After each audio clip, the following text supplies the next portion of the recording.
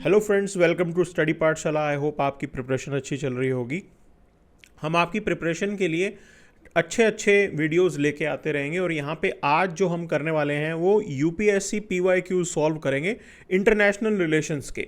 अब ये PYQ analysis का हमें बेनिफिट क्या होता है कि एक तो आपको ट्रेंड पता लगेगा कि यूपीएससी इस एग्ज़ाम में पूछ क्या रहा है, and then there are chances कि कुछ एक ऐसे डोमेन्स या एरियाज़ हैं वो रिपीट होंगे, क्योंकि यहाँ पे हम हर एक क्वेश्चन को इन डेप्थ एनालाइज करेंगे तो कुछ एडिशनल पॉइंट्स, वैल्यूएबल इन्फॉर्मेशन जो है वो आपके पास एड ऑन की तरह आएगी और उसका यूज़ आप डेफिनेटली अपने प्रीलिम्स में कर सकते हैं। And there are good chances कि कुछ कंसेप्ट्स, कुछ टॉपिक्स जो हैं वो रिपीट होंगे, तो हम उस चीज़ को कवर करेंगे यहाँ पे। अब आप जब पीवाईक्यू करते हो तो आपको कुछ चीज़ों का ध्यान रखना होता है। पॉइंट इसके अंदर ये होता है कि एक चीज़ ये है कि हम जो ऑप्शंस हमारे यहाँ पे दे रखे होते हैं क्वेश्चंस में, एक ये होता है कि एक तो उसमें आंसर होगा, जो बाकी के जो ऑप्शंस या स्टेटमेंट हैं वो भी हमारे लिए एक वैल्यूएबल इंफॉर्मेशन हो सकती है। तो उसी तरीके से हम आगे बढ़ेंगे और इस प्रिपरेशन को करेंगे। So let's start the session. अब देखिए यहाँ पे ये क्वेश्चन है जिसके अंदर पूछा गया द टर्म लीवेंट, ये 2022 प्रीलिम्स का सवाल है। ऑफन हर्ड इन न्यूज़ रफली corresponds to which one of the following region. अब मैं आपको एक चीज़ बताऊंगा कि इस पर्टिकुलर ये मेडिटेरेनियन सी है, उसकी जो आप ये देख सकते हैं ईस्ट कोस्ट है, इसको किसी टाइम पे हिस्टोरिकल टाइम्स में लिवेंट कंट्रीज़ के नाम से जाना जाता था। अब ये वो एरिया है जो अक्सर न्यूज़ में रहता है, इजराइल वॉर के चक्कर में न्यूज़ में रहता है, सीरिया में भी यहाँ पे कुछ एक चीज़ें हुई हैं, टर्की इंडिया के कंटेक्स्ट में न्यूज़ में है। So we need to have understanding about this area. पूरा आपको थोड़ा आइडिया यहाँ पे होना चाहिए। क्लियर? तो अब इसका आंसर, ये टर्म अगर एज इट इज़ आपके सामने आ जाते तो you may not be able to answer it, but अब आपको पता है कि लिवेंट टर्म जो है, this region is specifically use for eastern Mediterranean shore and this is the right answer. अब इस ऑप्शन के अंदर अगर आप देखेंगे ईस्ट मेडिटेरेनियन शोर बोला है। नया क्वेश्चन अगर यूपीएससी यहाँ पे बनाएगा तो वो कंट्रीज मेंशन कर सकता है कि which one of the following are Levant countries. Okay, तो उसमें हमें पता होना चाहिए ना कि इजराइल, जॉर्डन, लेबनान, सीरिया और बाकी जो एडजेसेंट कंट्रीज हैं उनको लिवेंट बोला जाता है बिकॉज वो इस रीजन के अंदर पड़ रहे हैं। देन आप देखिए ये भी प्रीलिम्स 2022 का सवाल जिसके अंदर पूछा गया कि अफगानिस्तान के बॉर्डरिंग कंट्रीज कौन से हैं। अब ये चीज़ ऐसी है कि अफगानिस्तान अक्सर न्यूज़ में रहता है बिकॉज ऑफ तालिबान, और अब भी जो है रिसेंटली अगर आप देखेंगे तो मिस्टर एस जयशंकर, ओके, उनकी जो है तालिबान के जो एक्सटर्नल अफेयर्स का मामला संभाल रहे हैं, उनके साथ बातचीत हुई है in this the whole incident जो हमारा ऑपरेशन सिंदूर का चला था। अब ये 22 का सवाल है, ऐसा नहीं है कि रिपीट नहीं हो सकता। मैप बेस्ड क्वेश्चन है, मैपिंग का क्वेश्चन है, तो रिपीट तो हो सकता है। सो यहाँ पे एक इसमें पूछा गया, ये स्टेटमेंट्स आप देख लीजिए। अफगानिस्तान के अंदर, अब देखो ये कुछ एक टर्मिनोलॉजीज हमें ध्यान देनी है। एक बॉर्डर इनका चाइना के साथ भी लगता है और ये पीओके के अंदर, मतलब ये इंडिया के साथ भी बॉर्डर लगा रहे हैं अफगानिस्तान वाले। अच्छा, अब ये नैरो स्ट्रिप आप देखो पाकिस्तान के ऊपर से जो जा रही है और जिसके थ्रू ये चाइना के साथ मिल रहा है, इसको बोला जाता है वखान कॉरिडोर। ठीक है, ये एडिशनल इंफॉर्मेशन है जो याद रखनी है, वखान कॉरिडोर बोलते हैं इसे। अब वो आपसे सवाल में पूछ लेगा कि वखान कॉरिडोर कहाँ एसोसिएटेड है, तो दिस इज द नैरो पैस जो आप देख रहे हैं, पैसेज है, वो वखान कॉरिडोर है जिसके थ्रू आगे जो है चाइना के साथ कनेक्ट हो रहा है। अब बात करते हैं नेबरिंग कंट्रीज की, तो India is definitely there, China is definitely there, Tajikistan, Uzbekistan, Turkmenistan और ईरान। ठीक, ये कंट्रीज हैं जिनके साथ अफगानिस्तान का बॉर्डर लगता है, और ऑफ कोर्स पाकिस्तान। ठीक है, तो ये पॉइंट्स हमें याद रखने हैं। अच्छा, अब क्यों किस किस के साथ बॉर्डर नहीं लग रहा है, तो जब एग्जामिनेशन जो है एग्ज़ाम में आएगा और एग्जामिनर क्वेश्चन बनाएगा तो उसमें कुछ एक कंफ्यूज करने वाली टेंडेंसीज भी वो रखता है। जैसे यहाँ पे इन्होंने किर्गिस्तान डाला, तो किर्गिस्तान के साथ कोई बॉर्डर नहीं है, तो आपको ये ध्यान रखना कि भाई किर्गिस्तान के साथ अफगानिस्तान का बॉर्डर नहीं है। देन अजरबैजान, अजरबैजान तो कहाँ अंदर की तरफ पड़ता है, ठीक है, कहाँ ये कैस्पियन सी के पास की बातें हैं, कहाँ है अफगानिस्तान है, तो बहुत दूर हो गया ना ये, तो यहाँ पे भी नहीं पड़ता है। ठीक, तो ये इस तरीके से आपको याद रखना है। इसका आंसर जो होगा 1 और 2 तो नहीं है, 3, 4 and 5, C is the right answer, और यही हमें ध्यान रखना होता है। And that is the big detail जो हमें पता होनी चाहिए। क्लियर? अब आप अगला सवाल देखिए, अगेन मैपिंग बेस्ड क्वेश्चन है। तो यहाँ पे इन्होंने पूछा कि भी which one of the following are members of organization of Turkic state. Okay, अब ये स्पेशल टाइप की ऑर्गेनाइजेशन न्यूज़ में आई होगी उस साल, और उससे रिलेटेड ये पूछ लिया इन्होंने कि बताइए कौन से जो हैं वो मेंबर्स हैं। Again map based, organization based. तो आपको याद रखना है, देखिए इसके जो मेंबर कंट्रीज हैं, टर्किक बोला है तो टर्की डेफिनेटली विल भी होगा, अजरबैजान, कजाकिस्तान, उज्बेकिस्तान, किर्गिस्तान, ठीक, these 5 are the permanent members. और ये तुर्कमेनिस्तान और हंगरी जो हैं वो ऑब्जर्वर हैं। तो ये आप देख लिए आपने, इसमें Turkey, Azerbaijan, Uzbekistan, Kyrgyzstan, Kazakhstan, ठीक है। Now these are the countries which are there. अब इसमें अर्मीनिया नहीं है, क्रोएशिया नहीं है, रोमानिया नहीं है, तो you are left with just 2 option, that is Azerbaijan and your Uzbekistan. C is the right answer to this. तो ये एक अलग टाइप की जो ऑर्गेनाइजेशन थी जो उस समय न्यूज़ में आई थी। अभी आजकल जो है पाकिस्तान के कंटेक्स्ट में टर्की काफ़ी न्यूज़ में हो रहा है, तो थोड़ा सा आपको इसका भी आइडिया होना चाहिए। Again there is a map based question, which one of the following statement best reflect the issue with Senkaku island. अब देखो ये Senkaku island basically it's a dispute between Japan and China. अब आपको एक चीज़ ध्यान रखनी है, ये जो सेंकाकू टर्म है ना, ये जापानीज टर्म है, मतलब जापानी लोग इसको सेंकाकू बोलते हैं और चाइनीज़ जो है वो इसको कोई और नाम से बुलाते हैं, ठीक है। तो ऐसा भी हो सकता है कि सेंकाकू आइलैंड अभी पूछ लिया और अगले क्वेश्चन में आपसे जो है नेक्स्ट टाइम यूपीएससी वो चाइनीज़ टर्मिनोलॉजी डाल के पूछ ले।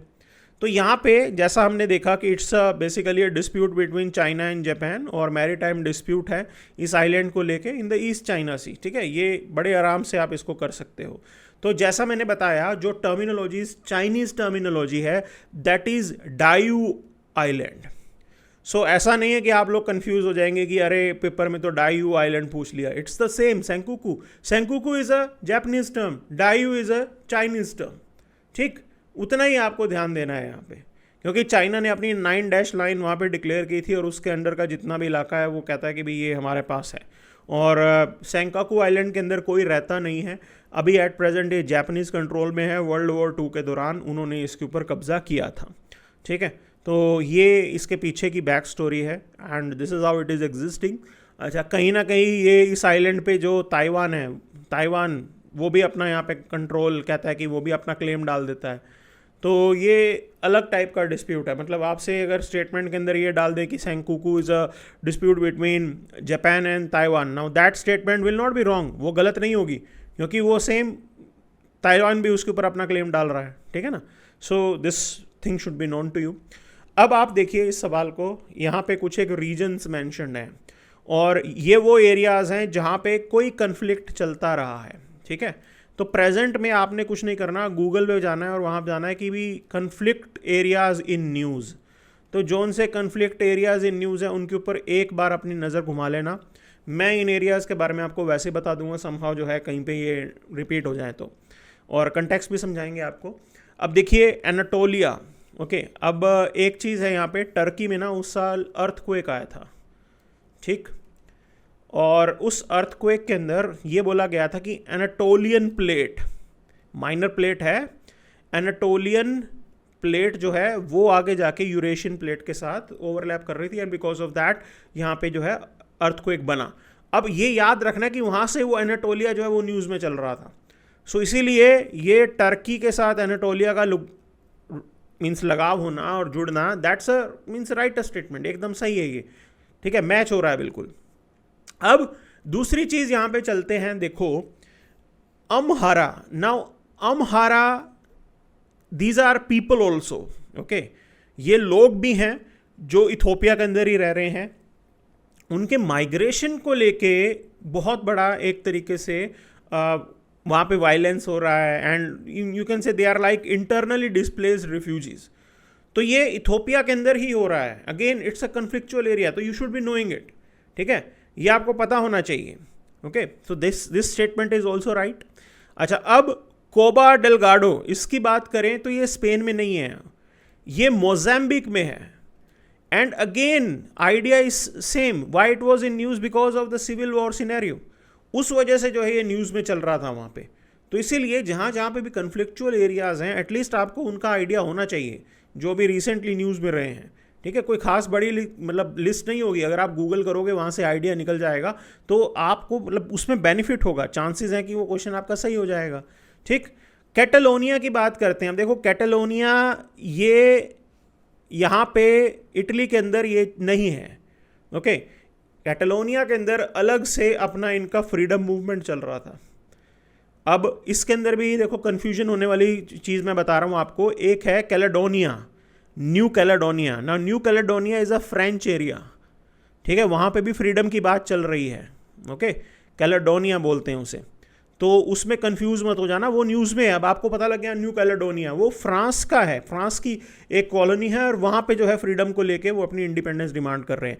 Now this Catalonia it's in Spain, ये स्पेन के अंदर एक रीजन है और अपने लिए अलग से जो है अपनी इंडिपेंडेंस को डिमांड कर रहे हैं। तो considering this third and fourth they are wrong, ये रॉन्गली मैच्ड है। ठीक है ना, तो आप इसको देख सकते हैं। तो Catalonia is a region of Spain, और ये Cabo Delgado it's in Mozambique.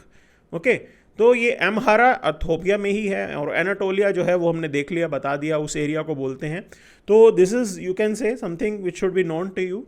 ये आपको आइडिया लेके चलना है भी, अलग टाइप से न्यूज़ में आ सकता है। मैंने आपको न्यू कैलेडोनिया का बताया, अब ना दैट्स अ फ्रेंच एरिया जो कि न्यूज़ में चल रहा है। ठीक है, 2019 का आप पे सवाल देखिए, यहाँ पे कुछ सीज मेंशन्ड है और बोला कि इनके बॉर्डरिंग कंट्रीज बताओ। अब देखो ये जो सीज है ये ऐसे ही न्यूज़ में नहीं रहे होंगे, due to some you can say कुछ भी ऐसा वहाँ पे सिनेरियो बना होगा जिस वजह से जो है ये न्यूज़ के अंदर रहे होंगे। ठीक, और आपको पूरा जो है ये आइडिया भी लगा के चलना है कि किस वजह से ये न्यूज़ में है।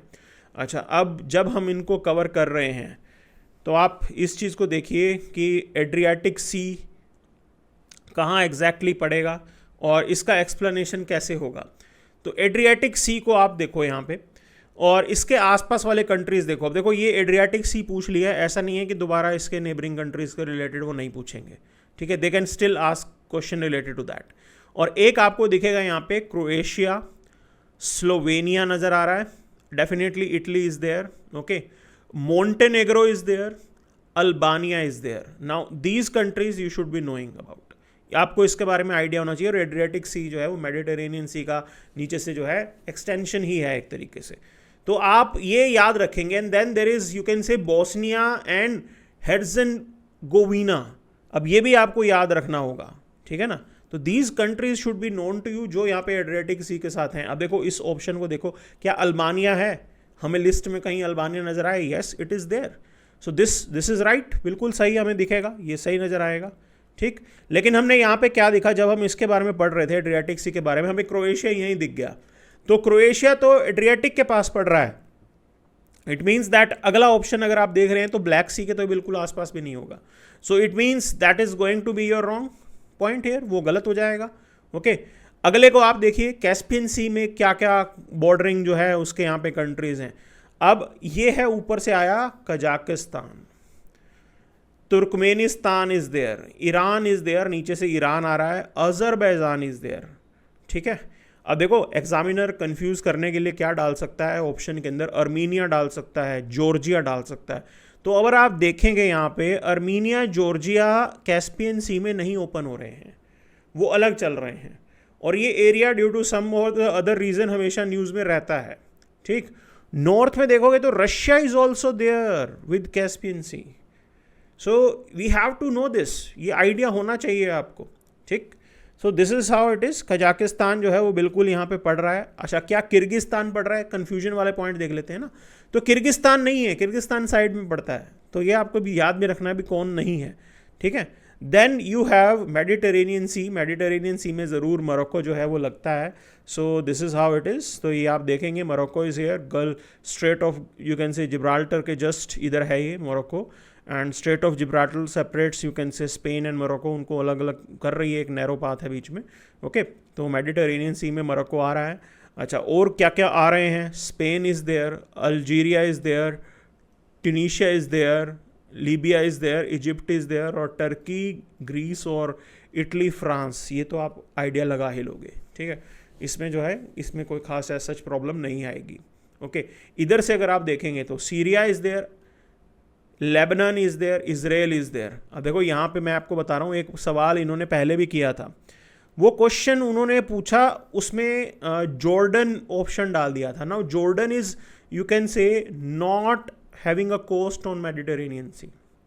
ये है जॉर्डन। जॉर्डन की कोस्ट आपको रेड सी में मिलती है, ठीक है। रेड सी में कहाँ मिलती है? There is a Gulf of Aqaba. अब ये याद रखना है आपको, ओके।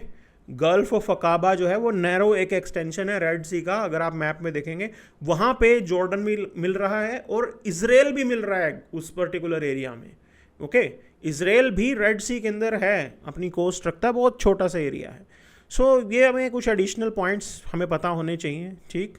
एंड रेड सी की बात करेंगे तो रेड सी बिल्कुल नैरो पासेज है और रेड सी के राउंड वाले कंट्रीज़ आपको पता होने चाहिए। Saudi Arabia, Yemen is there, Egypt, okay, Sudan is there, Eritrea is there, Djibouti is there and Somalia is there, ठीक है। ये आ गए यहाँ पे। और अब देखो इसके अंदर आप देखोगे कि इथोपिया नहीं लगा रहा है यहाँ पे, ठीक है ना, तो वो भी थोड़ा सा याद रखना है आपको, okay. And that is something which should be known to us. अब इस हिसाब से देखेंगे तो मेडिटेरेनियन सी में मोरक्को लगा रहा है और रेड सी के अंदर क्या सीरिया लगा रहा है? नहीं लगा रहा है, ठीक।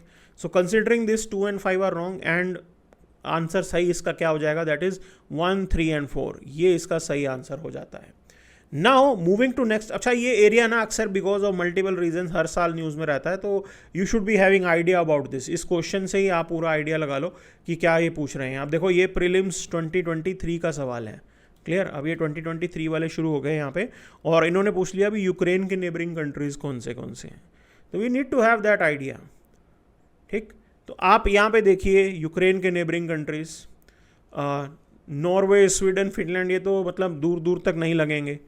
तो जो यहाँ पे सवाल किया गया है कि लिथुआनिया, अब देखो ऑप्शन में लिथुआनिया नज़र आया तो मैंने लिथुआनिया के लिए अलग से मैप आपको दिखाया है। तो ये लिथुआनिया एक बहुत छोटा एरिया है और यहाँ पे रशिया की भी एक टेरिटरी आती है, पता है आपको।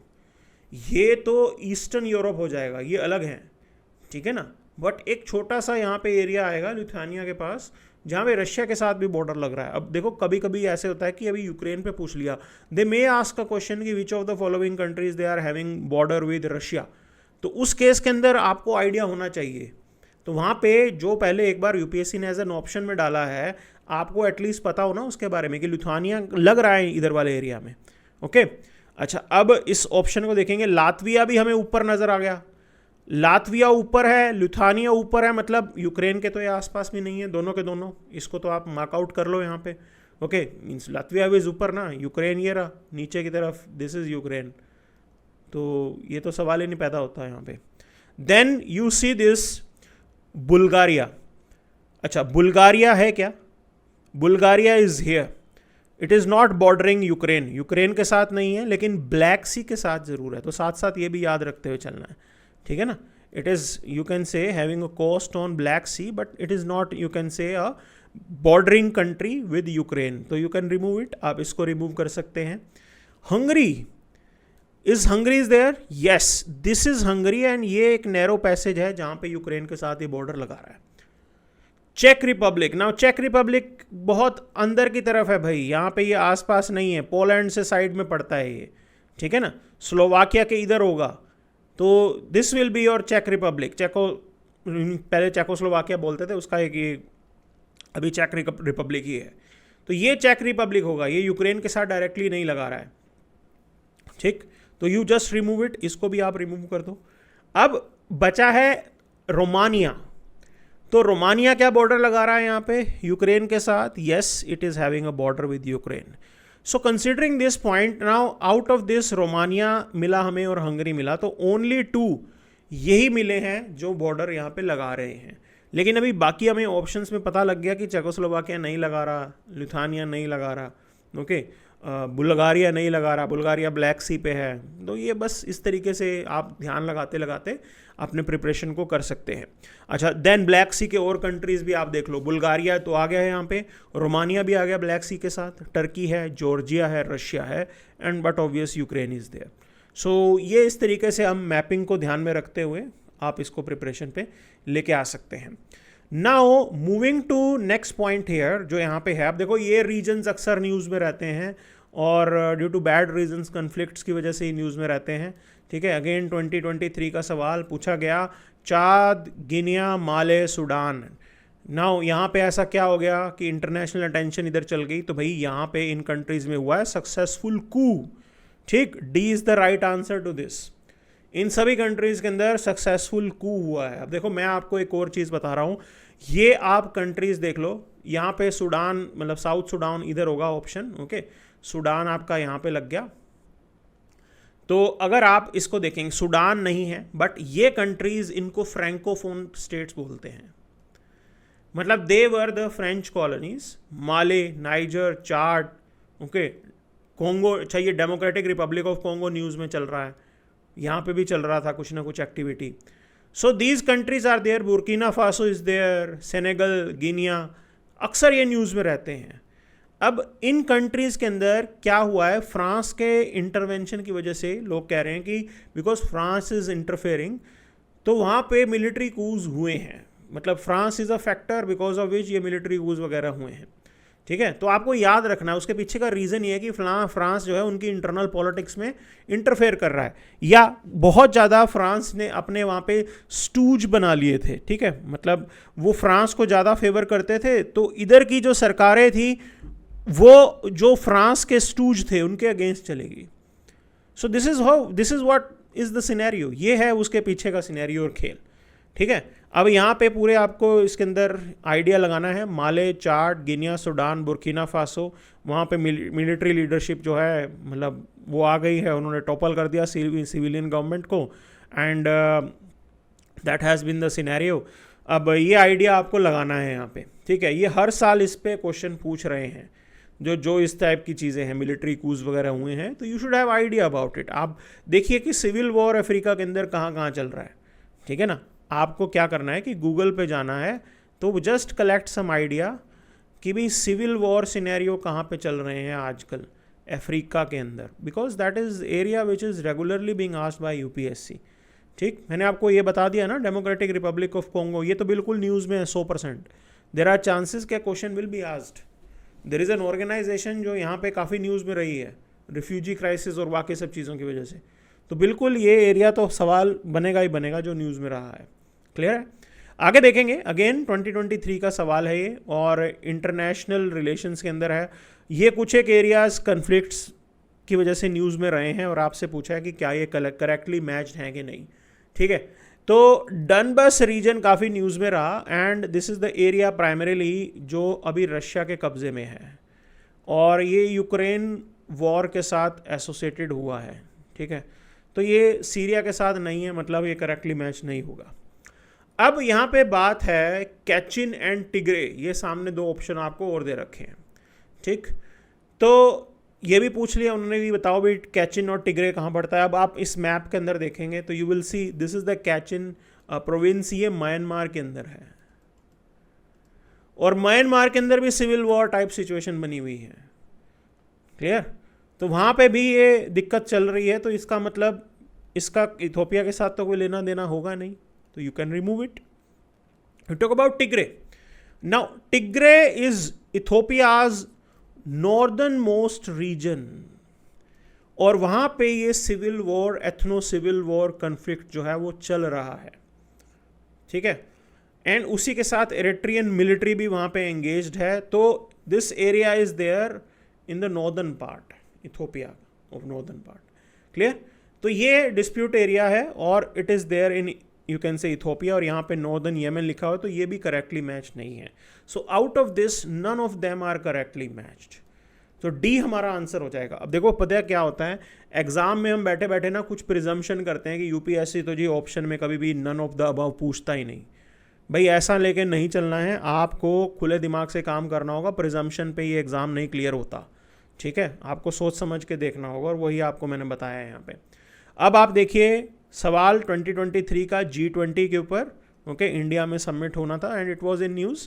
तो इन्होंने कहा कि G20 was originally established as a platform for finance minister and central bank governors to discuss international and economic issues. बिल्कुल सही, ये करेक्ट स्टेटमेंट है। स्टार्टिंग के अंदर जो है फाइनेंस मिनिस्टर्स और बैंक के गवर्नर्स मिलते थे, then there was a major you can say economic crisis, और उसके बाद ये बनाया गया कि भी हेड ऑफ द स्टेट्स जो हैं वो भी यहाँ पे मिलेंगे, बिकॉज ज़्यादा जो है यहाँ पे अब सिनर्जी की ज़रूरत है। ग्लोबली हमारी इकोनॉमीज़ जो हैं वो एक दूसरे के साथ जुड़ी हुई हैं, and there should be collective effort, और उस डायरेक्शन में हेड ऑफ द स्टेट्स को साथ में मिलने का प्रोविजन इन्होंने डाल दिया। But initially definitely finance minister और सेंट्रल बैंक के गवर्नर्स को ही इसमें मिलना था। अब ये सेकंड स्टेटमेंट कह रहा है कि digital public infrastructure is one of the India's top priority. Absolutely yes, बिल्कुल सही है ये बात। हमने यूपीआई और डिजिटल इंडिया और पता नहीं क्या क्या हमने किया है, तो ये तो हमारी प्रायोरिटी पे है, बिल्कुल हमारी यूएसपी है rather. So that statement is correct and C is the right answer. Clear? So अभी ये पूरा का एक्सप्लेनेशन है कि क्या क्या है इसके अंदर। अच्छा, एक बार ना ये रिपीट हुआ है, एक बार इन्होंने सवाल किए हैं कि भी G20 कंट्रीज़ कौन से हैं, वो भी यहाँ पे सवाल किए, and I will show you that question the way they have asked. Okay, तो जो ऑर्गेनाइजेशंस है ना वो रिपीट होती हैं, टाइप ऑफ क्वेश्चन डिफरेंट हो जाएगा उनसे रिलेटेड। अब देखो यहाँ पे एक इंटरेस्टिंग सवाल, which one of the following countries have been suffering decades of civil strife, food shortage and was in news in the recent past for its severe famine. अकाल पड़ गया, सूखा पड़ गया वहाँ पे। तो अब आप देखो ये पूरी कहानी जो है ये सोमालिया की है। सोमालियन पायरेट्स आपने सुने होंगे, वो पायरेट्स इसलिए बनते हैं बिकॉज उनके कंट्री के अंदर खाने को कुछ नहीं है, तो उनको ऐसा लगता है कि ऐसे भूख से मर जाएंगे तो क्यों ना कहीं लूट लें किसी शिप को, and they carry out their activity. Okay, तो this is related to Somalia, regularly news में रहता है ड्यू टू मल्टीपल रीजंस, ठीक है ना। And 6.5 million people of Somalia वो इस फूड इनसिक्योरिटी से अभी जूझ रहे हैं। तो ये मीन्स ड्राइएस्ट कंडीशन है, यहाँ पे कुछ नहीं उगता, people are dying, and this is you can say the situation there. Okay, अब देखो ये एक और सवाल, अब ये सवाल है प्रीलिम्स 2024 का, पिछले साल का सवाल है। तो इसमें भी अगेन कुछ एक कंट्रीज मेंशन किए गए और साथ में पूछा गया कि बताओ भाई ये आगे वाली जो इन्फॉर्मेशन है ये सही है कि गलत है। ये देखो मैंने वैसे ही टिक बनाया है ये, ठीक है, अभी हमने एनालाइज नहीं किया है इसको। तो अब ये कह रहे कि अर्जेंटीना में एक वर्स्ट इकोनॉमिक क्राइसिस आया। यस, बिल्कुल हुआ ऐसा। तो अब आपको आइडिया क्या लगाना है, आपको गूगल सर्च पे जाना है, आपको एक चीज ध्यान रखनी है, आपको ये लगाना है कि कंट्रीज विद इकोनॉमिक क्राइसिस, तो थोड़ा बहुत आइडिया लगा लो, एटलीस्ट लिस्ट आपके पास हो जाएगी, 10-15 कंट्रीज के बारे में थोड़ा बहुत पता होना चाहिए जो पिछले साल न्यूज में रहे हैं। Sudan, war between countries regular and paramilitary forces, absolutely right. 2 generals, basically it's a war between 2 generals and it is still going on, ये अभी भी चल रहा है। तो ये स्टेटमेंट एब्सोल्युटली करेक्ट है, दोनों के दोनों स्टेटमेंट ठीक है। फिर कह रहा है कि Turkey rescinded its membership of NATO, ये तो बिल्कुल भी नहीं हुआ, ठीक है ना, बिल्कुल भी ये नहीं हुआ। तो considering this point first 2 are correct statement and B is the right answer, ठीक है। अब देखो ये क्वेश्चन जो यूपीएससी लेके आया था, इसमें ना एलिमिनेशन का स्कोप नहीं होता, प्रिसाइजली अगर आपको पता है then only you will be able to do the right answer. So that's a you can say explanation about it, ये आपको पूरा आइडिया पता लग जाएगा। अब एक और इंटरेस्टिंग सवाल जो उस साल न्यूज़ में था एंड कैसे न्यूज़ में आया मैं आपको ये भी बताऊंगा। तो Sumed pipeline is a strategic route for Persian Gulf oil and natural gas shipment to Europe, ठीक है, पहली स्टेटमेंट। सेकंड स्टेटमेंट कह रहा है कि Sumed pipeline connects Red Sea and Mediterranean Sea. तो ये आप इजिप्ट में देख सकते हो, this is the Sumed pipeline and it is absolutely right. अब देखो ये न्यूज़ में क्यों हुई, एक ना इंसिडेंट हुआ था, स्वेज कैनाल क्राइसिस हुआ था, सुने वो वाला नहीं जो 60s में हुआ था, वो नहीं, स्वेज कैनाल के अंदर रिसेंटली क्या हुआ, ब्लॉकेड हो गया। ब्लॉकेड कैसे हुआ, there was a ship, very big container and that ship was struck there, okay, तो वो वहाँ पे अटक गया, चला नहीं, and every day you can say thousands of shipping vessels इस स्वेज कैनाल से जाते हैं और सारे वेसल्स मेजरली जो हैं वो आपके ये ऑयल एंड गैस वाले ही होते हैं। And because of that you can से ब्लॉकेड, वहाँ पे बिल्कुल ही ट्रैफिक मूवमेंट रुक गया था। तो आइडिया ये है कि ये एक सुमेध पाइपलाइन टाइप बना रखी कि ऐसे में दोबारा कभी ऐसा सिनेरियो हो जाए तो गैस ट्रांसपोर्टेशन जो है वो इस रूट के थ्रू भेजी जाए, मतलब यहाँ से आप शिप में शिप से यहाँ तक लाओगे एंड देन अगेन आगे से जो है दूसरा शिप ले जाएगा। Means if there is a crisis situation, ये सुएज कैनाल के क्राइसिस को डील करने के लिए ये सुमेध पाइपलाइन जो है एक ऑप्शन के रूप में थी, and both the statements are correct, दोनों की दोनों स्टेटमेंट्स जो है वो करेक्ट हैं, ठीक है। तो ये बैकग्राउंड स्टोरी मैंने आपको बताई यहाँ पे। देन मूविंग टू नेक्स्ट, तो अब ये सवाल देखो, इन्होंने कहा कि अगेन 2023 का सवाल है ये, और इसमें बोला कि which one of the following infrastructure sectors, क्या क्या इसमें करेक्ट हैं, और यूएन ऑप्स पे है, ठीक है, United nation office for project services, कि ये 4 ऑप्शंस डाले हैं, affordable housing, mass rapid transport, health care, renewable energy. How many of the above does UN ops sustainable investment in infrastructure S3I, ये news में था, इनमें से किस चीज़ पे ये S3I जो है ये फोकस करता है।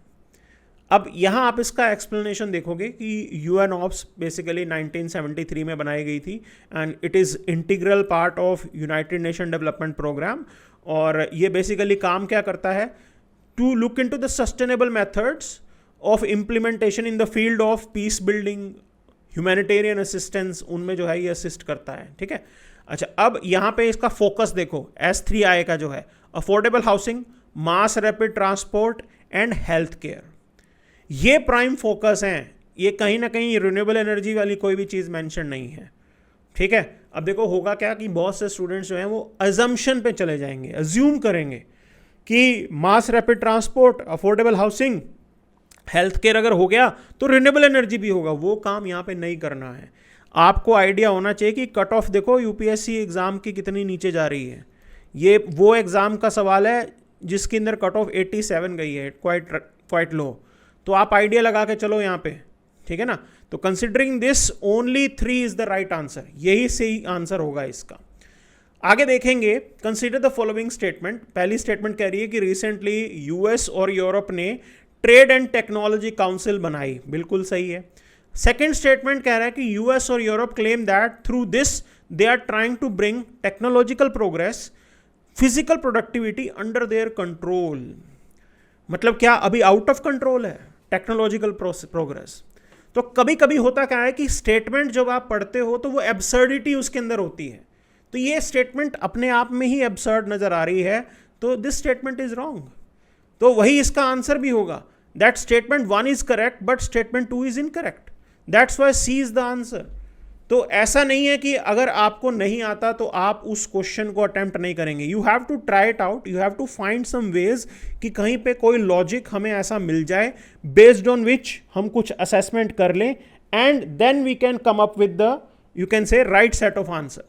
तो वो चीज़ का ध्यान हमें यहाँ पे ज़रूर रखना होता है, ठीक है। So this is the complete explanation of this idea कि बेसिकली ये बनाया किस लिए गया है, global trade, economic activity, technological challenges को कोऑर्डिनेट करने के लिए, ठीक है। आपस में एक दूसरे के साथ कोऑर्डिनेशन कैसे इंप्रूव किया जाए उसके लिए प्राइमरीली जो है ये बनाया गया है। So this is, you can say, the explanation here. Next question आप देखिए, recently all the countries of United Nation they have adopted first ever compact for international migration. ये global compact for safe orderly regular migration की बात हो रही है।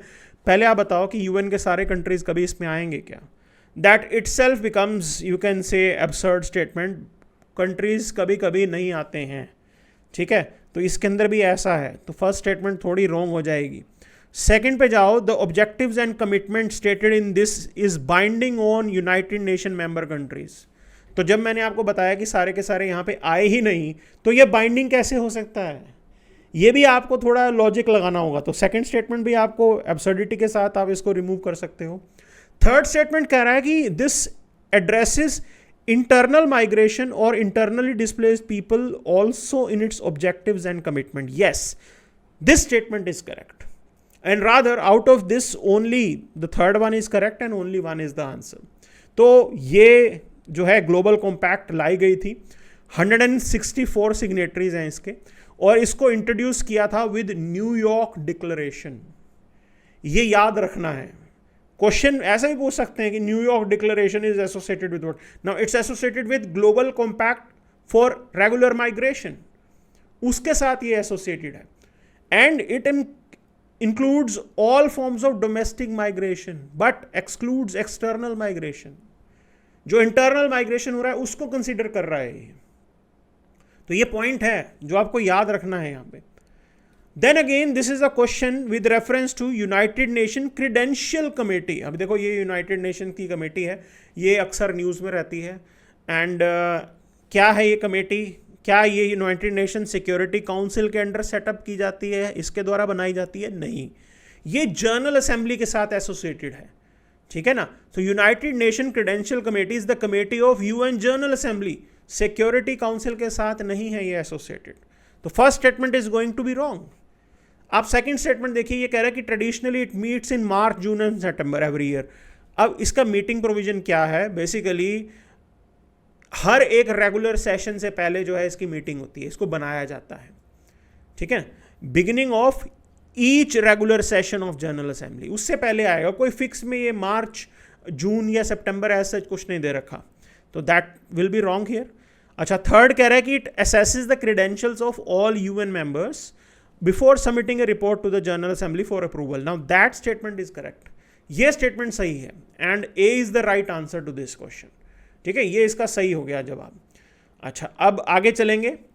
United nation general assembly पे ही सवाल, और सवाल क्या पूछा है कि UN General Assembly can grant observer status to non member states, ठीक है, बिल्कुल दे सकता है, ठीक है ना, ये एक्सप्लेनेशन है। So it may grant non member states, बिल्कुल उनको ये बनाया जा सकता है। परमानेंट ऑब्जर्वर स्टेटस भी दिया जा सकता है, तो ये पॉइंट सही हो गया। सेकंड स्टेटमेंट कह रहा है कि internal governmental organisations can seek observer status in UN General assembly. Now that can also be correct, बिल्कुल सही है ये, वो भी दिया जा सकता है। जरूरी नहीं है कि कंट्रीज को ही एंटिटी बनाया जाए। This statement is also right, okay. Third कह रहा है कि permanent observer in United nation general Assembly can maintain missions eight UN headquarter. क्या वो यूएन हेडक्वार्टर में मिशन मेंटेन कर सकते हैं? सो देखो, इसमें बताया गया है कि permanent observers they can participate in the sessions and workings of General Assembly and maintain their mission at UN headquarter। एक परमानेंट प्रेजेंस वो वहाँ पे अपनी लेके आ सकते हैं, तो ये स्टेटमेंट भी करेक्ट है। तो कितनी वैल्यूएबल इंफॉर्मेशन मिल गई हमें यहाँ पे, ठीक है ना। एंड कितना इन डेप्थ क्वेश्चन है, आप खुद देखो, ये सुपरफिशियल क्वेश्चन नहीं है। They went into in depth thing, in detail पूछ लिया ये आपसे। अब आगे चलते हैं यूएन क्लॉज, ठीक। तो उस पे ये सवाल United Nation convention on law of seas पे, तो यहां पे ये पूछा गया कि coastal state has the right to establish breadth of its territorial sea up to the limit not extended 12 nautical miles. Okay, तो मेन कहानी समझ लो कि सपोज ये है कि हमारा जो टेरिटोरियल वाटर होगा ना वो 12 नॉटिकल माइल्स तक ही होगा, ओके। मतलब जहां पे इंडिया का कानून चलेगा, that is what it is mentioning here, ठीक है। तो दिस स्टेटमेंट इज करेक्ट भाई, 12 एक्सीडिंग 12 नॉटिकल माइल्स के बियॉन्ड नहीं होगा आपका। Then ships of all states whether coastal or landlocked enjoy the right of innocent passage through the territorial sea. बिल्कुल कोई शिप्स यहाँ से आना चाहें तो आके जा सकते हैं, कोई दिक्कत नहीं है, ठीक है। उनको बस पहले इन्फॉर्म करना होता है और वो इधर से आके निकल जाते हैं। थर्ड स्टेटमेंट कह रहा है कि exclusive economic zone shall not extend beyond 200 nautical miles from baseline from which breadth of the territorial sea is measured। Okay, ये भी स्टेटमेंट सही है, ठीक है ना। तो फर्स्ट स्टेटमेंट सही होगी और सेकंड और थर्ड भी है, बिल्कुल सही स्टेटमेंट है कि भाई 200 नॉटिकल माइल्स तक का आपका एक्सक्लूसिव इकोनॉमिक जोन होता है। So this is what they are asking and ये ध्यान रखना है हमें, okay. And D is the right answer to this, ये सही है, इसका सही जवाब है ये। तो ये कुछ एक एडिशनल इन्फॉर्मेशन है that you can look into this, आप इसको भी देख सकते हैं। एंड मूविंग अहेड, आगे देखते हैं यहाँ पे। So these countries are there, और उसके सामने कुछ एक पॉइंट्स लिखे हुए हैं और पूछा है कि बताओ कि भी किस वजह से ये न्यूज़ में थे। तो चाड, गिनिया, लेबनान, ट्यूनीशिया। अब देखो यहाँ पे इन्होंने कहा कि setting up of permanent military base by China, क्या ऐसा हुआ है? चाड किस लिए न्यूज़ में है? So Chad is incorrectly match because Chad is facing security challenges, okay. को चाइना ने यहाँ पे बेस वगैरह नहीं बनाया, तो this idea, this match is wrong. Guinea they are asking suspension of constitution and government by military, yes it is right, बिल्कुल है, ये सही चीज़ है, ठीक है, ऐसा ही हुआ है, okay. So they do ask these type of questions, countries that are in news। so Guinea के अंदर कॉन्स्टिट्यूशन सस्पेंड हुआ, गवर्नमेंट मिलिट्री वाला पॉइंट जो है बिल्कुल ये सही है। And successful military coup in West African nation, बिल्कुल ये हुआ यहाँ पे, ओके। एंड ये कहानी थी इसकी। थर्ड स्टेटमेंट अगर आप देखेंगे तो थर्ड स्टेटमेंट है saying that Lebanon severe and prolonged economic depression वहाँ पे आया, तो ये वहाँ पे है ही, हालात भी वहाँ के ख़राब ही हैं, तो this statement is absolutely correct here, ठीक है। ट्यूनीशिया, इन्होंने कहा कि suspension of parliament by the president, उसी वजह से ये न्यूज़ में रहा। तो Tunisian president Kais Saied extended his month long suspension of parliament, and that is the correct point here, बिल्कुल सही point है ये। So considering this 3 pairs, they are correct. Then if we move to the next point, ये सारी की सारी information हमें आ गई। अब देखो ये सब क्या है कि इन सब कंट्रीज के कहीं ना कहीं पॉलिटिकल इवेंट्स पे बेस क्वेश्चन पूछे गए हैं, और ये सभी कंट्रीज क्राइसिस में भी रहे हैं, यहाँ पे इकोनॉमिक क्राइसिस भी रहा है। सो इसीलिए ये जानकारी हमें होनी ज़रूरी है, ताकि आपको अच्छे से आप प्रिपरेशन करो कि इन कंट्रीज़ में क्या हालात रहते हैं। अब there was this interesting type of question that had been asked, तो यहाँ पे सवाल क्या किया गया कि 21 February is declare to be international mother day by UNICEF. अब ये यूनेस्को ने डिक्लेयर किया है। क्वेश्चन टाइप देखो कितना डिफरेंट है, यहाँ घुमा दिया, क्या यूनिसेफ ने डिक्लेयर किया? नहीं, यूनेस्को ने डिक्लेयर किया, तो इसीलिए ये गलत होगी स्टेटमेंट। सेकेंड स्टेटमेंट कह रहा है कि demand that Bangla has to be one of the national languages was raised in the constituent assembly of Pakistan. बिल्कुल सही, 1948 में ऐसा हुआ था, बिकॉज उस टाइम पे पाकिस्तान जो है आपका ईस्ट और वेस्ट पाकिस्तान हुआ करता था, ठीक है ना, West and East Pakistan, that was the case. तो बांग्लादेश नहीं था, and in this there was this demand कि बांग्ला को भी ऐड किया जाए कॉन्स्टिट्यूएंट असेंबली की as a language. So considering this point, B is the right you can say statement. और अगर आप इसका एक्सप्लेनेशन देखोगे बिल्कुल सही है कि 21 फरवरी को मदर लैंग्वेज डे ये डिक्लेरेशन बनाना ये यूनेस्को ने करवाया था भाई, यूनिसेफ ने नहीं करवाया।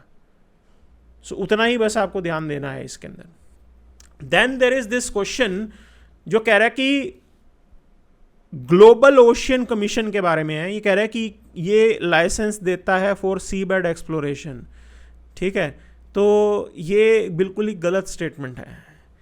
इंटरनेशनल सी बेड अथॉरिटी ये डेडिकेटेड ऑर्गेनाइजेशन है जो कि यूएन का ही एक तरीके से एसोसिएटेड ऑर्गेनाइजेशन है, वो देती है लाइसेंसेस कि आप जाके सी बेड में एक्सप्लोरेशन कर सकेंगे, ठीक है ना। तो दैट इज़ वन पॉइंट जो आपको एडिशनल ऐड करना होगा इसके अंदर।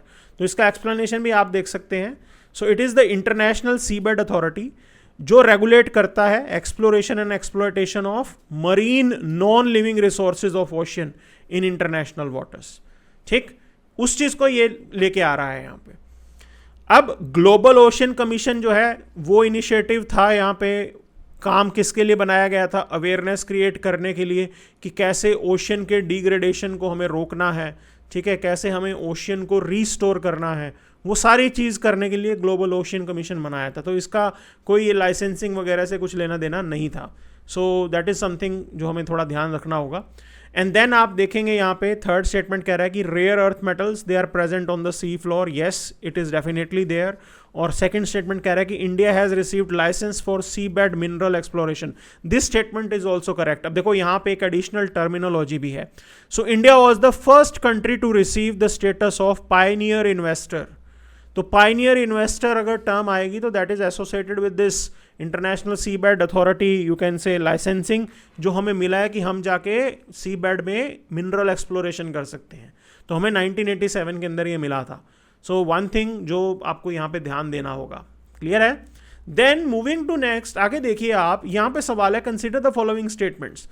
और अब ये इंटरेस्टिंग टाइप का सवाल और रिसेंटली भी न्यूज़ में था, क्योंकि यहाँ पे अभी अभी हमने जो है बांग्लादेश के ऊपर कुछ एक टेक्सटाइल एक्सपोर्ट को लेके बैन लगाया है, ठीक है, कि अब यहाँ पे अगर बांग्लादेश से कोई टेक्सटाइल इंडिया के अंदर आएगा तो या तो वो मुंबई रूट के थ्रू आ सकता है, मुंबई पोर्ट के थ्रू, और it will be through you can से कैलकाटा पोर्ट, उन्हीं के थ्रू ही आएगा, इसके अलावा किसी और जगह से ये नहीं आएगा। सो वो चीज़ यहाँ पे पॉइंट आउट की गई है, ठीक है।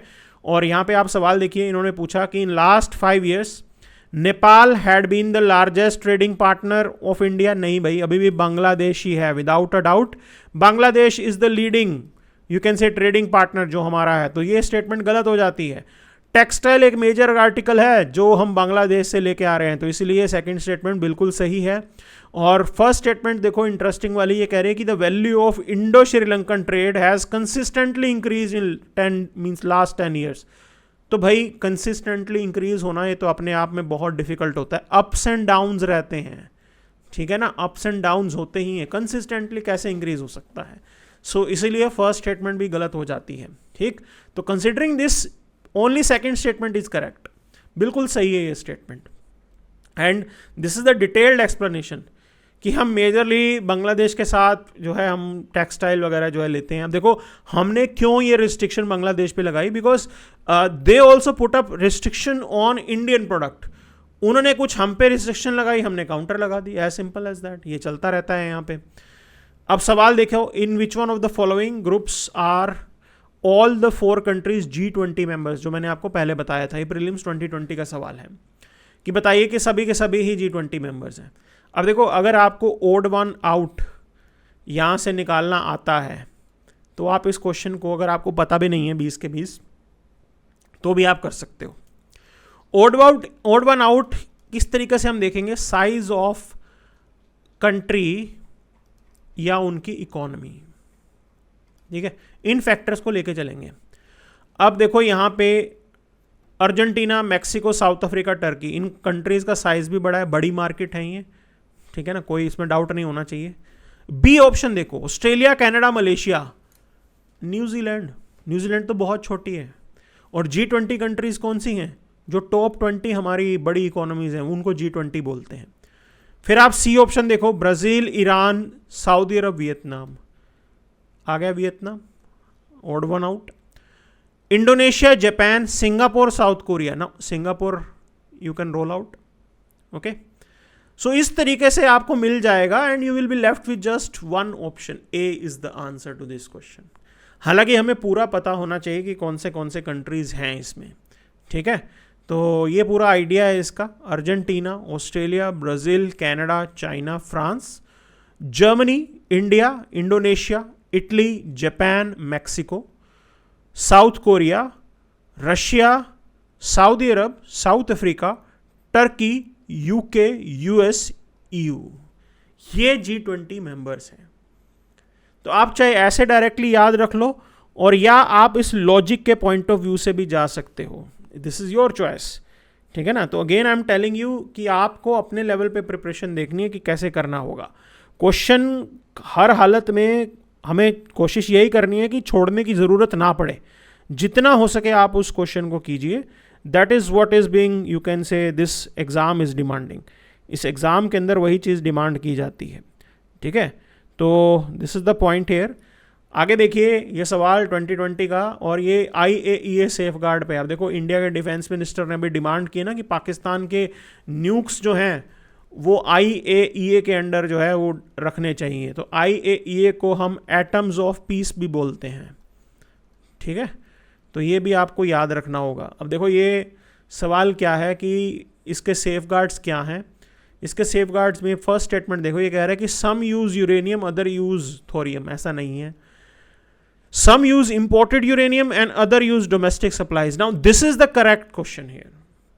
तो ये सेकेंड स्टेटमेंट कैसे खेल में चलती है, देखो जो हमारा इंपोर्टेड यूरेनियम हम लेके आते हैं अलग अलग कंट्रीज से, वो तो हम सिविलियन यूज के लिए यूज कर लेते हैं, और जो यूरेनियम हमारे पास डोमेस्टिकली अवेलेबल है उसका हम मिलिट्री यूज में लेके जाते हैं। हमारे यहाँ पे हमने जो हमारे रिएक्टर्स हैं हमने उनको डाइवर्ट कर रखा है, अलग अलग बना रखा है।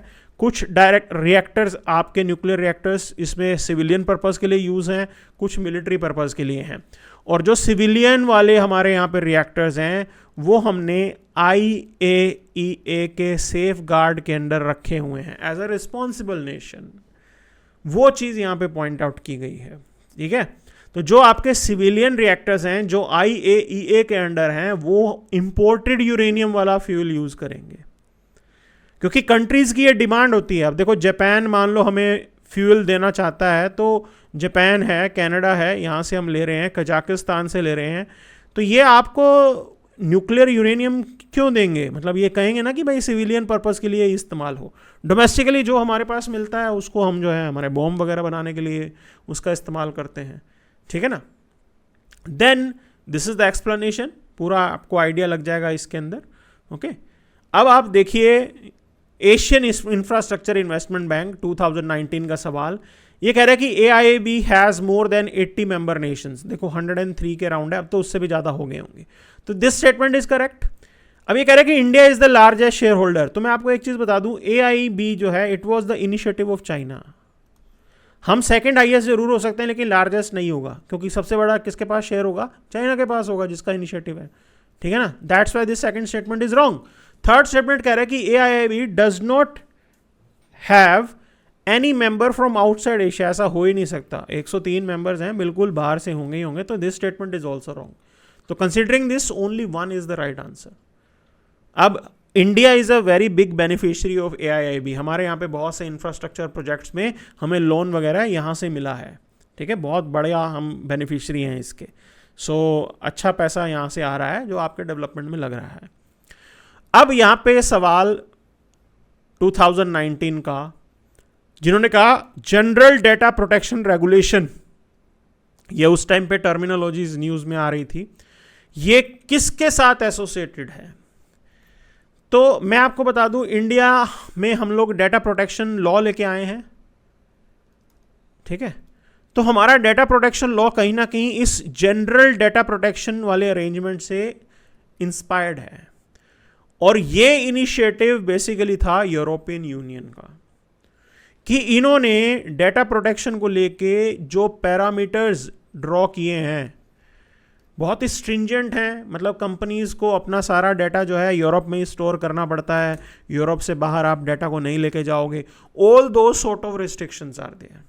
So this general data protection regulation it was associated with European Union, और उस वजह से जो है ये न्यूज़ में था। देन आप देखोगे इंटरेस्टिंग सवाल, इन्होंने कहा कि recently India signed a deal known as action plan for prioritization and implementation of cooperation area in nuclear field. अब ये डील हमने साइन की थी रशिया के साथ, ठीक। कुंडमकुलम में हम लोग जो है यहाँ पे हमारे न्यूक्लियर पावर प्लांट्स हैं, और वो हमने रशियन कंपनी की हेल्प से मिलकर बनाया है, और वहाँ पे खेल ऐसा है कि हम उसको एक्सपैंड कर रहे हैं। It was that sort of agreement जो यहाँ पे किया गया था, ठीक है ना, और ये उसकी पूरा डिटेल नाम जो है वो इस तरीके से आया था। तो ये रशिया के साथ हमने जो है न्यूक्लियर कोऑपरेशन को आगे ले जाने के लिए साइन किया था।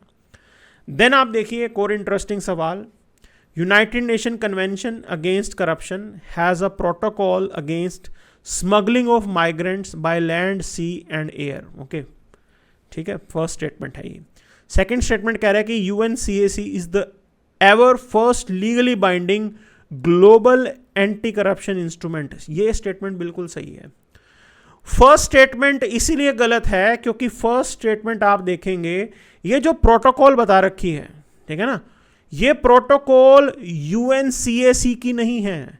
This protocol basically belongs to UNTOC, clear, ये United Nation convention against transnational organise Crime की है, तो दोनों अलग अलग हैं। तो वो जो प्रोटोकॉल लिखा हुआ है ना कि प्रोटोकॉल में smuggling of migrants by land, sea and air, वो नहीं हो सकता। ये protocol basically UN transnational organise crime वाली ऑर्गेनाइजेशन की है, तो UN कन्वेंशन अगेंस्ट करप्शन की नहीं है ये, ठीक है, इस तरीके से याद रखना है इसको आपको। तो इसीलिए फर्स्ट स्टेटमेंट जो है ये गलत है, ऑर्गेनाइजेशन गलत लिख दी वहाँ पे। सेकंड, अब आप थर्ड स्टेटमेंट देखेंगे, ये कह रहे हैं कि the highlight of United Nation convention against transnational organise crime is the inclusion of a specific chapter that aimed at returning assets to their rightful owners, जिनसे वो एसेट बिल्कुल गलत तरीके से ली गई है, भाई ऐसा इसमें कुछ भी नहीं है। तो थर्ड स्टेटमेंट इज रॉन्ग, ठीक। तो आपके पास ऑप्शन ही एक बचेगा, दैट इज 2 and 4। और United nation office on drugs and crime is mandated by its member states to assist in the implementation of both UNCAC and UNTOC। बिल्कुल दोनों के implement करवाने में United nation office on drugs and crimes भी contribute करता है, तो that statement is correct. ठीक है। अब इसके अंदर आप पूरा इसका एक्सप्लेनेशन अगर आप देख लेंगे तो United Nation convention against Corruption, ये first ever legally binding global anti corruption instrument था, 2005 में ही आया था। ठीक, अच्छा, अब आप आगे देखेंगे इसके अंदर तो ये जो UNTOC की बात की गई है तो उसके अंदर प्रोविजंस यहाँ पे ऐड किए गए थे। वो ये प्रोविजन है कि कैसे आप एक्स्ट्राडिशन का पॉइंट इसमें एडअप होगा, म्यूचुअल लीगल असिस्टेंस होगी, इंटरनेशनल कोऑपरेशन इसके अंदर आएगा, और ये UNTOC के डायमेंशन के अंदर हम मनी लॉन्ड्रिंग को भी लेके आ रहे हैं, ठीक है ना, क्योंकि वो भी इंटर रिलेटेड होता है। और ये जो प्रोटोकॉल है वो भी इसी के अंदर ही है कि आप ट्रैफिकिंग इन पर्सन को प्रिवेंट करेंगे, पनिश करेंगे, protocol against smuggling of migrants by land, sea and air, तो UNTOC के अंदर वो आ रहा था, ठीक है, not under United Nation convention against corruption. So this is what you can say the detail explanation of this point is, ये पूरा का पूरा आपका एक्सप्लेनेशन है यहाँ पे। अगला सवाल देखिए, इन्होंने कहा कि which among the following is the largest exporter of rice in the world in last 5 years। अब ये 2019 के कंटेक्स्ट में है, तो कई बार ऐसे पूछ लेता है सवाल। तो पहली बात को आपको गूगल करना है, आपको एक चीज पता होनी चाहिए कि इंडिया जो है वो लार्जेस्ट एक्सपोर्टर किन किन प्रोडक्ट्स का है, ठीक है ना, किन किन प्रोडक्ट्स का लार्जेस्ट एक्सपोर्टर इंडिया है, तो वो में आइडिया लग जाएगा। लिमिटेड ही होंगी ना, ज़्यादा नहीं होंगी, ओके, बहुत लिमिटेड सी होंगी, बट बस आपको थोड़ा सा आइडिया लगा के चलना है कि किस किस का जो है इंडिया लार्जेस्ट आप बोलेंगे कि एक्सपोर्टर है। सो इस आंसर में लास्ट 5 years वाले में इंडिया इज द आंसर, ठीक है। लेकिन ये 2019 का है, अब तो डाटा चेंज हो सकता है। तो ये इन्होंने बताया पूरा इसके अंदर दैट इंडिया का जो था share that was 25 to 26%, Thailand fluctuate कर रहा था 22 to 25, Vietnam 13 to 16%, okay. So rice exporters की बात हो रही है यहाँ पे। अच्छा, राइस कंज्यूमर कौन से हैं, इंपोर्टर कौन से हैं, वो भी पता होने चाहिए हमें। अब ये सवाल देखो, ये कर रहा है कि what is are the consequence of countries becoming member of nuclear supplier group. तो इन्होंने कहा कि it will have access to latest and most efficient technology. Yes, क्योंकि ये जो NSG है ना, it acts like a cartel, कि ये जो शेयर करते हैं अपनी टेक्नोलॉजी या सेल भी करते हैं technology with in NSG members करते हैं, बाहर वाले को नहीं देते हैं। तो अगर आप मेंबर बनते हैं तो आपको जो है वो लेटेस्ट टेक्नोलॉजी मिल जाएगी। सिविलियन पर्पस के लिए हमें न्यूक्लियर रिएक्टर्स वगैरह चाहिए होते हैं, सो फ्रॉम दैट एंगल बिल्कुल वैसा होगा। सेकंड स्टेटमेंट देखिए, ये कह रहा है कि it automatically becomes a member of NPT। भाई नहीं, NPT का सिग्नेटरी होना ये प्री कंडीशन है, ठीक है ना। इंडिया NPT का सिग्नेटरी नहीं है, इसीलिए तो हम NSG के मेंबर नहीं हैं। तो इसीलिए सेकंड स्टेटमेंट जो है ये गलत हो जाती है, okay, and only one is the right answer. तो दिस इज द पॉइंट, ठीक है, ये हमें पूरा ध्यान रखना है जो यहाँ के मेंबर्स हैं। अब आप आगे देखेंगे इसके अंदर, the term 2 state solution is sometimes in news. अब देखो 2 स्टेट सॉल्यूशन जो है ये एक UN रेजोल्यूशन का है, and this UN resolution is associated with Israel, कि इजराइल और पैलेस्टीन ये 2 अलग अलग नेशन बनेंगे। अब एट प्रेजेंट तो इट इज़ अनलाइकली कि कभी इम्प्लीमेंट होगा, because today only there was a news announcement कि भी नेतन्याहू ने ये कहा है कि इजराइल जो है वो पूरे के पूरे गाजा स्ट्रिप को अपने कंट्रोल में लेने वाला है। तो this is the latest development, तो इट इज़ अनलाइकली कि कोई इतना बड़ा चेंज आने वाला है, ठीक है ना। बट एक UN रेजोल्यूशन तो है कि 2 स्टेट सॉल्यूशन बने, और इंडिया भी इसी को सपोर्ट करता है। We do support this UN resolution कि दोनों के दोनों का अपना एक सोवरन नेशन बना दो अलग अलग। कैसे होगा कैसे नहीं होगा वो एक चैलेंज है, मेरे को तो बहुत ही अनलाइकली लगता है कि ये अभी एट प्रेजेंट में किसी भी हालात के अंदर संभव होगा, बहुत मुश्किल, नहीं हो पाएगा, okay. 2018 these particular ILO convention numbers they were in news, तो 138 और 182 न्यूज़ में थे और चाइल्ड लेबर से रिलेटेड थे। तो मैं आपको पहले सीधा आंसर पे आ गए हम लोग, ए इसका सही आंसर है, ये चाइल्ड लेबर से रिलेटेड है। अब देखो ये ILO के जो बाकी कन्वेंशन के नंबर्स हैं ना वो भी हमें याद रखने चाहिए। तो 8 कोर कन्वेंशन बोले गए हैं ILO के। Force labour convention that is number 29, abolition of force labour convention number 105, equal remuneration convention that is 100, discrimination convention 111, minimum age convention 138, ठीक है, जो ये न्यूज में आया था। Worst form of child labour convention that is 182, जो ये सवाल पूछा गया था। Freedom of association and protection of rights to organise convention that is 87, right to organise and collective bargain convention that is 98। तो ये एड ऑन इंफॉर्मेशन है जो आपको याद रखनी है यहां पे, ठीक है। Then moving to next, again देखो वो क्वेश्चन आ गया IAEA वाला, 2018 के अंदर पहले भी आया था ये, वो 2020 के अंदर आया। तो उन्होंने कहा एडिशनल प्रोटोकॉल क्या है, तो एडिशनल प्रोटोकॉल वही है भाई कि भी हम जो है अपने civilian nuclear reactors under IAEA safeguard रखेंगे। तो फर्स्ट स्टेटमेंट करेक्ट है, ये मैंने अभी जस्ट एक्सप्लेन किया आपको थोड़े टाइम पहले, ठीक है ना। It is that additional protocol, हमारे ऊपर कोई कंपल्शन नहीं है, but as a responsible nation we have been doing this, हम कर रहे हैं, बहुत और बढ़िया स्टेप है ये, ठीक है ना। तो ये उसी चीज़ का एक्सप्लेनेशन है। और ये IAEA जो है 1957 में बनाई गई थी, इसका हेडक्वार्टर वियना ऑस्ट्रिया के अंदर है, और 2005 में इसे नोबेल प्राइज भी मिला हुआ है, Nobel peace prize. So that should be known to you. और ये IAEA ये एक एनुअल रिपोर्ट भेजता है यूनाइटेड नेशन जनरल असेंबली में, जिसके बाद UN जनरल असेंबली में इसके ऊपर डिबेट एंड डिस्कशन भी होता है। क्लियर। अब आप देखिए ये सवाल, which one of the following are having free trade agreement with ASEAN। अब आपने एक टर्म सुनी है ASEAN +6, ASEAN मेंबर्स हैं और साथ में 6 वो मेंबर्स हैं जिनके साथ इनका फ्री ट्रेड एग्रीमेंट है, ठीक है। अब एक और चीज आपको कभी न्यूज में आएगी, that is regional comprehensive you can say economic partnership. RCEP के अंदर ASEAN +5 हैं, -1 इज इंडिया। इंडिया RCEP का मेंबर नहीं बना था, लेकिन इंडिया वो मेंबर है जिनका ASEAN के साथ फ्री ट्रेड एग्रीमेंट है, ठीक। तो फ्री ट्रेड एग्रीमेंट इंडिया के साथ तो है, क्लियर है। और कौन से कंट्रीज इसके अंदर आ रहे हैं, तो आपको ये पूरा आइडिया लगा के चलना है। देखो, Australia, China, India, Japan, south Korea and New Zealand, इन सब का ASEAN के साथ फ्री ट्रेड एग्रीमेंट है, ठीक। तो India, Japan, China, Australia, south Korea and New Zealand. अब ये ऑप्शन में साउथ कोरिया न्यूजीलैंड नहीं था, ओके। तो कभी कभी सवाल ये भी पूछ लेते कि ASEAN +6 में 6 बताओ कौन से हैं, तो उसमें भी आपको पता होने चाहिए ना कि कौन है यहाँ पे। तो considering this 1, 3, 4, 5 is the right answer, C is the right answer. अब मैंने आपको बताया ये वो कंट्रीज हैं, इंडिया को अगर आप हटा दो इसमें से, कि जिनका RCEP के मेंबर्स भी यही हैं, और ये भी सवाल किया हुआ है UPSC ने, ठीक है ना। तो आप इस तरीके से इस क्वेश्चन को करते रहेंगे। अच्छा, अब ये देखो, ये एरियाज कन्फ्लिक्ट के उस टाइम पे न्यूज़ में थे, और मैं आपको बता दूं कि कहाँ पे क्या क्या हुआ था, ठीक है। देखो, ये किरकुक और मौसल जो है ये इराक में है।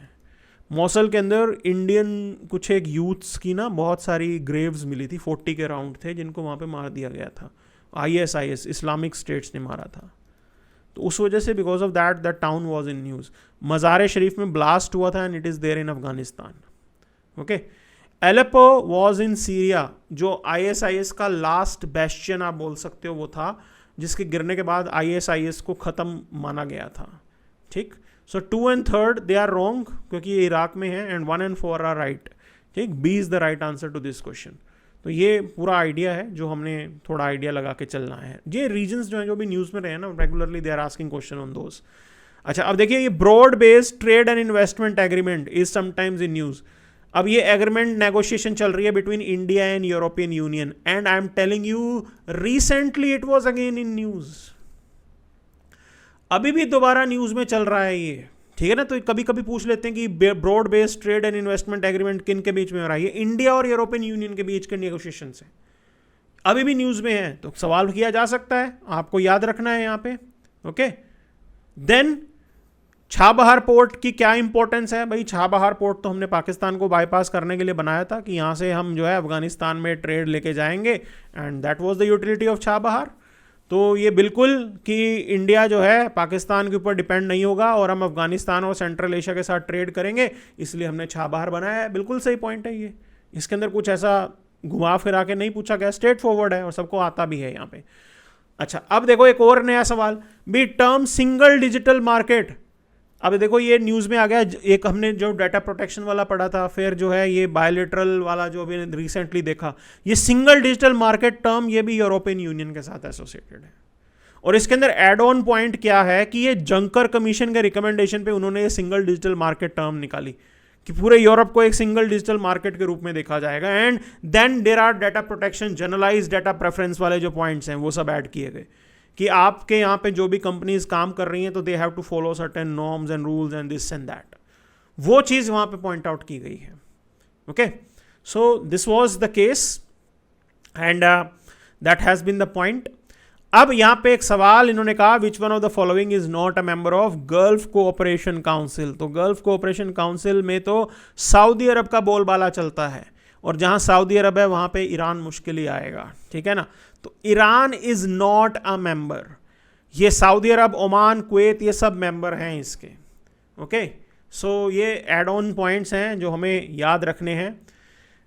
अगला सवाल देखिए 2016 प्रीलिम्स का, ये कह रहा है कि आरसीईपी, तो आरसीईपी मैंने आपको बताया, आरसीईपी के अंदर एशियान +5 आ रहे हैं, इंडिया नहीं आया, इंडिया बाहर हो गया, बाकी हैं। तो जिन जिन का भी एशियान के साथ फ्री ट्रेड एग्रीमेंट है वो तो यहाँ पे हैं, दैट्स वाई एशियान इसके साथ एसोसिएशन में आ रहा है।